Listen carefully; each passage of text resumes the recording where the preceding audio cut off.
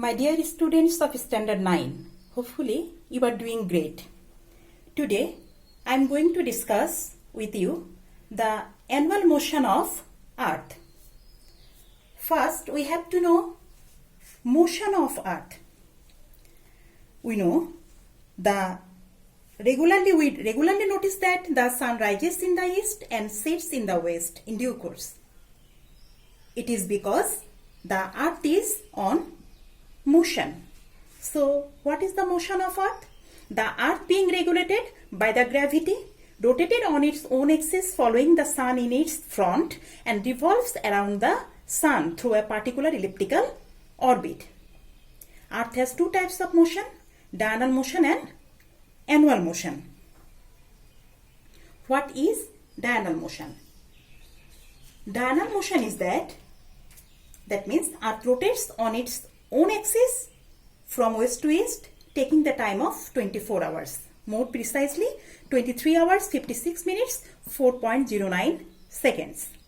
And annual motion, the Earth is always revolves around the sun, taking the time of 365 days, 5 hours, 48 minutes and 47 seconds. And effect, the diurnal motion is day and night occurs, ebb and flow takes place, sea streams and air ventilation also change. What is the effect of annual motion? The effect of annual motion, change of length of day and night, or fluctuations of the length of day and night, or waning or waxing of the length of day and night. And another one, that is the season change occurs. So today I will discuss to you the annual motion of Earth. I will draw the 4 stages of Earth which revolves around the sun.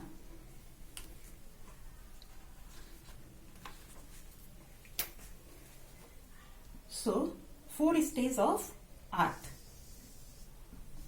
This is equator. This one is 23.5 degree. That means Tropic of Cancer, which is situated in the northern hemisphere. This one is 66.5 degree, that is Arctic Circle. This is also situated in the northern hemisphere. And this one is 23.5 degree. This is Tropic of Capricorn, which is situated in the southern hemisphere. And this is 66.5 degree Antarctic Circle, which is situated in the southern hemisphere. And if we divide it by the prime meridian, and it is rotating tilted 23.5 degree towards the sun. So you have to draw the figure quite nicely, and this is North Pole and South Pole, 90 degree representing 90 degree. And this is one stage. And another one, what will be here? Again we will draw the figure in this way, north and south. Here is another one figure,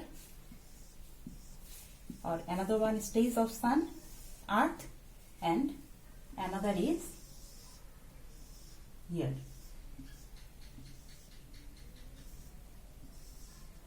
North and south. This is equator, 0 degree, and this is sun. So Earth is rotating on its own axis from west to east, and also it is revolves around the sun. This is annual motion. So let us have a look to the following figure. While moving round the sun, the 4 stages of the Earth have been specified in the orbit, such as June 21st, this is 23rd, September, 22nd, December, and 21st March. While moving round the sun, the Earth upon its course reaches at such a place on the orbit on 21st June where the North Pole mostly inclines towards the Sun and South Pole remains farthest away from the Sun. On this day at noon, the sunlight falls vertically on the Tropic of Cancer. Sunlight falls vertically on the Tropic of Cancer.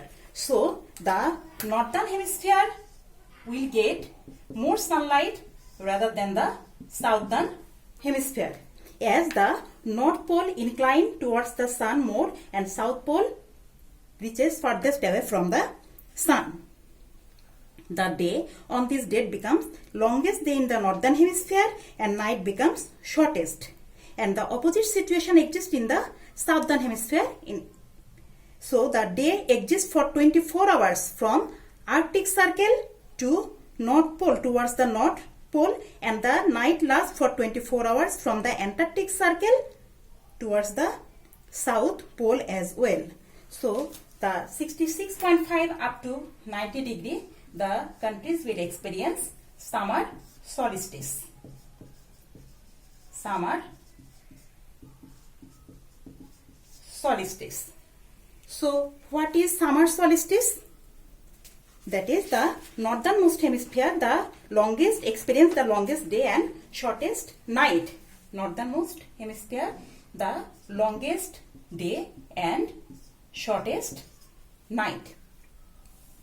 So it will experience summer solstice. Sol means sun and stis in Latin it is sistere. That means sun stand still for 24 hours. Solstice occurs twice a year in June and December. So solstices occur when the sun is at its maximum northern and southern declination. So summer solstice হচ্ছে maximum northern declination of the sun and winter solstice maximum southern declination of the sun, month of December.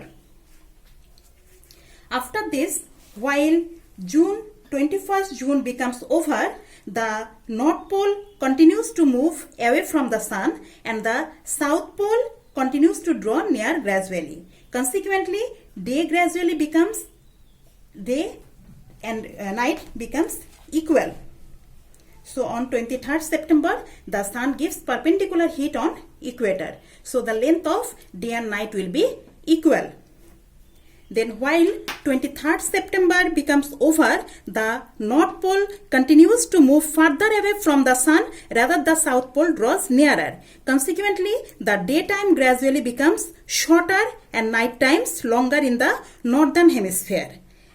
Once, when the earth stays at such a place on 22nd December, the South Pole remains most inclined towards the sun and the sun gives the perpendicular heat on Tropic of Capricorn. So the southern hemisphere experiences longest day and shortest night, whereas the northern hemisphere experiences shortest day and longest night. And here the southern hemisphere, the solstice occur, winter solstice occur. Then subsequently after 22nd December, when the earth gets further ahead to its own orbit, the North Pole gradually draws nearer to the sun and whereas the South Pole moves away instead. For this reason, day continues to be longer and night shorter in the northern hemisphere.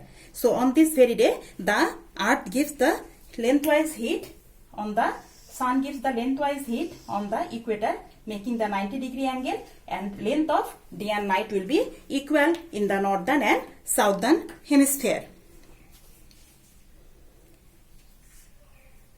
Now, this is the change of length of day and night. Now, season change. The season change. The 21st day of June is the last day of summer solstice, as we know in the northern hemisphere. So, the sun rays fall lengthwise towards the Tropic of Cancer on this day. Accordingly, here the day becomes longest and night shortest. So heat prevails much within the territory of the North Pole for a total period of 3 months, from 1.5 months earlier as well as 1.5 months later since June 21.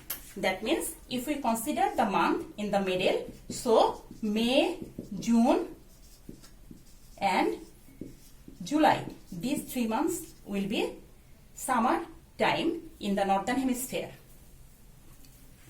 And next, on the 23rd September, the sun rays fall lengthwise over the equator and day and night remain equal all over the earth, as we know. For this reason, during a total period of 3 months, pervading over 1.5 months earlier as well as 1.5 months later since the date, heat remains in moderate state. Due to this period, the autumn occurs in the northern hemisphere and in southern hemisphere, spring occurs. So, here northern hemisphere, autumn and southern hemisphere, spring occurs. And if we consider the September month in middle, so the 3 months will be August, September and October.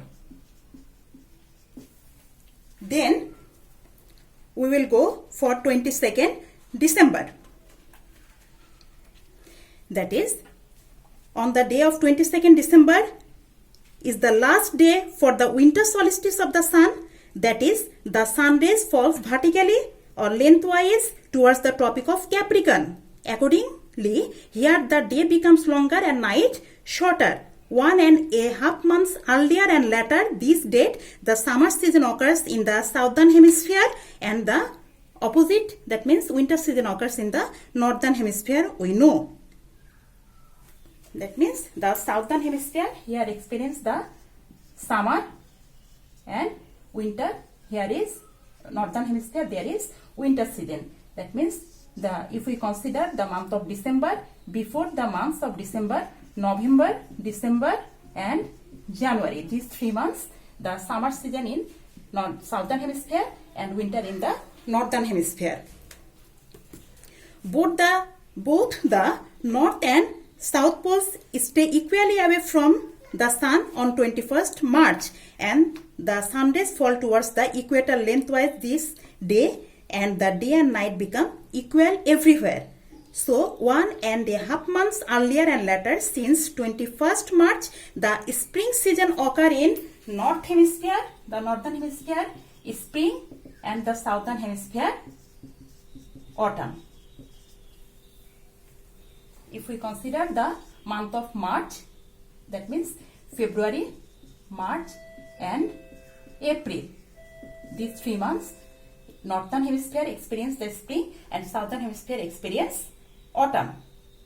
So we know the example, that is the 23.5 degree Tropic of Cancer passes through Bangladesh and the northern hemisphere, the May, June and July month, that means month, the Bangladesh experience the summer season, whereas the Australia is situated in the southern hemisphere and here it will experience the winter season on the day of on 21st June, May, June and July, these 3 months.